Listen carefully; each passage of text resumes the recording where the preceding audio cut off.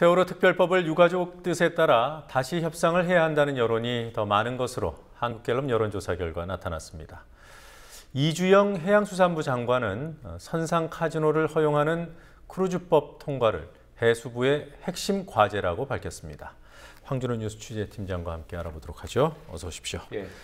앞서서 한국갤럽 여론조사 정치권 관련된 내용들은 소개해드렸습니다만 세월호 특별법에 대한 조사도 했어요? 예, 응답자의 47%가 유가족의 뜻에 따라야 한다라는 답을 했습니다. 지난 26일부터 28일까지 사흘 동안 전국 성인 1,002명을 대상으로 조사를 해봤더니 유가족의 뜻에 따라서 다시 협상을 해야 된다라는 답변이 47%가 나왔고요.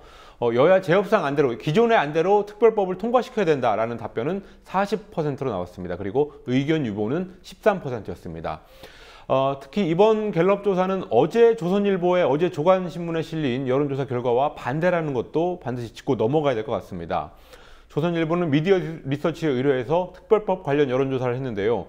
여야가 재합의한 대로 해야 된다라는 의견이 48.5%가 나왔고 다시 협상을 해야 된다라는 의견은 43.5%로 나타났다 하면서 국민들이 여야 재합의안을 지지하고 있다고 보도했습니다.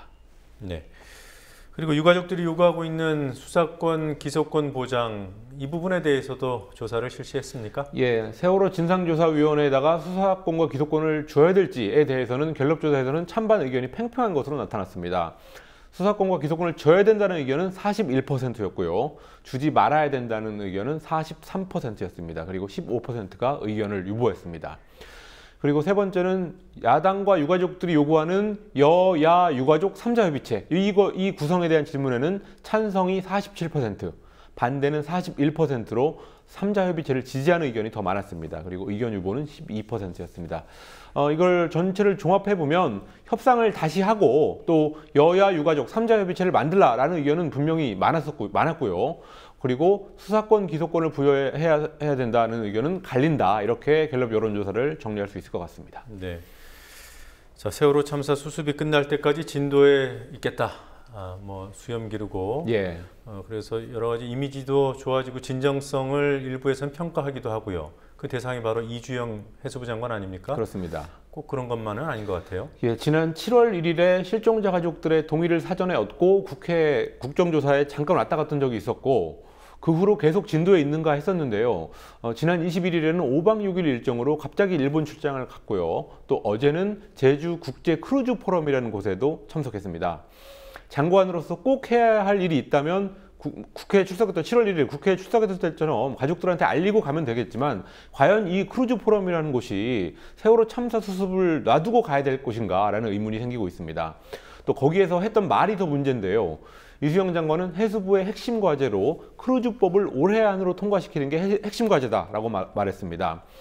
이주영 장관한테는 세월호 참사 수습 다음으로 중요한 게 선상 카지노를 허용하는 크루즈법 통과냐 이런 지적이 유가족 사이에서 인터넷상에서 나오고 있습니다. 크루즈법 통과 발언 후에 이주영 장관은 9월 1일부터 세종시의 해수부 장관실로 복귀하겠다는 계획도 밝혔고요. 세월호 참사 수습에 대한 질문에 대해서는 가족들이 현장에서 몸을 빼는 것을 이해하고 있다라는 답을 했습니다. 네, 몸을 빼는 것이야 이해를 할 수 있겠습니다만 크루즈법. 예. 선상에서 카지노 하도록 허용해 주는 법안 아닙니까? 그렇습니다. 네. 오늘 검찰이 새정치민주연합 박지원 의원을 기소했어요. 예, 박지원 의원이 허위 사실을 유포했다면서 불구속 기소했습니다. 지난 6월이었습니다. 언론 인터뷰에서 박지원 의원이 비선 라인 10,000회가 국정을 움직이고 있다라고 하면서 동생인 박지만 회장 그리고 대통령의 측근 비서관인 이재만 비서관, 또 최태민 목사의 사위였던 정윤회 씨 이 세 사람을 10,000회의 주인공으로 꼽았습니다. 그러니까 보수단체인 새마을 포럼이라는 데서 박지원 의원한테 허위사실 유포 혐의를 해서 고발을 했고 검찰이 수사에 착수했습니다. 여기에 대해서 오늘 검찰이 박지만 씨와 정윤회 씨가 공직을 맡고 있지 않기 때문에 국정에 관여할 수 없다라는 좀 군색한 이유를 들면서 박 의원의 발언은 허위사실이라고 주장했습니다. 또 검찰은 지난 2012년 박 의원의 인터넷 방송 나눔꼼수다에 출연해서 박근혜 비대위원장이 저축은행 로비스트 박태규 씨를 자주 만났다라고 폭로했던 것 역시 명예훼손으로 기소한다고 밝혔습니다. 여기에 대해서 민주연합 박범계 대변인은 박지원 의원과 비슷하게 만만의 발언을 했던 박관용 전 국회의장, 여기에 이 사람에 대해서는 검찰이 수사하지 않는다라는 문제를 지적하면서 야당 정치인 재갈 물리기 수사일 뿐이라고 지적했습니다. 네. 그리고요, 그 세월호 희생자들을 모욕하는 글을 올렸던 일베 회원, 예. 이 20대 청년인데요. 네, 결국 실형이 선고됐습니다. 예, 서울중앙지법이 세월호 희생자들을 성적으로 모욕하는 글을 올린 일간베스트 일베 회원 정모 씨에게 징역 1년의 실형을 선고했습니다. 정 씨는 세월호 참사 다음 날인 4월 17일부터 이틀에 걸쳐서 세월호 희생자들에 대해서 차마 입에 담을 수 없는 그런 정말 이상한 허위글을 올려서 구속 기소됐습니다. 재판부는 무분별한 허위글로 희생자들뿐만 아니라 사회 전체에 매우 심각한 피해를 입혀서 엄벌이 불가피하다고 처벌의 근거를 밝혔습니다. 네.